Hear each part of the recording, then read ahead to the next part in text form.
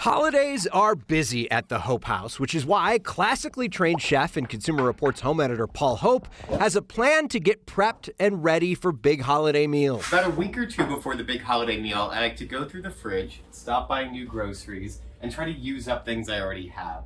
It's also a good time to throw out anything that's expired or purge things you know you're not going to use before the end of the year. All of that free shelf space comes in handy when Paul's ready to cook. On the top shelf, you want to keep raw, ready-to-eat foods, things like prep salads or desserts, anything that you don't want to come into contact with foods on the other shelves. The middle shelf is for dishes that are prepped, covered, and ready to be heated.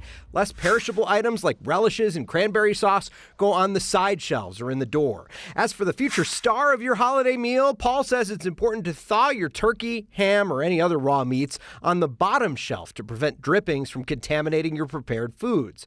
When it's time to clear the table and pack up leftovers, instead of putting the whole dish in the fridge, Paul likes to separate food into smaller portions to help speed up cooling.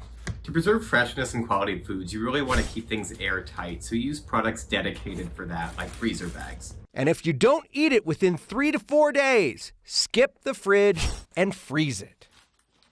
My wife's watching this. She's like, practice what you preach. She's not watching. CR says that coolers can also work for last-minute storage. Depending on the temperature, they could be used for perishable foods or beverages, freeing up space inside the refrigerator. And if it's cold enough, you could use the garage or something, but just make sure it's cold enough. Your drinks out there or something. Yeah. It's not all about square footage, though. He's talking about where you put things, the size of the containers, keeping it clean would probably be a good start for some of us. The other piece of advice, too, so often you'll have like mashed potatoes or something in the container and you think, I'll just put foil on top of this. He says it's just better for the cooling part of it to get it into a separate container so it's a smaller portion, smaller space, and you can tuck it away. 16 days, eat everything in your fridge, make some space, get in there, get out. Clean Sure, it you out. can use like AI and make recipes for the things that you have left in your fridge, like pickles and Horseradish cherries. sauce, maraschino cherries. There's got to be something. Hey That's gonna be kids, this great. is my special surprise for dinner tonight. Enjoy that.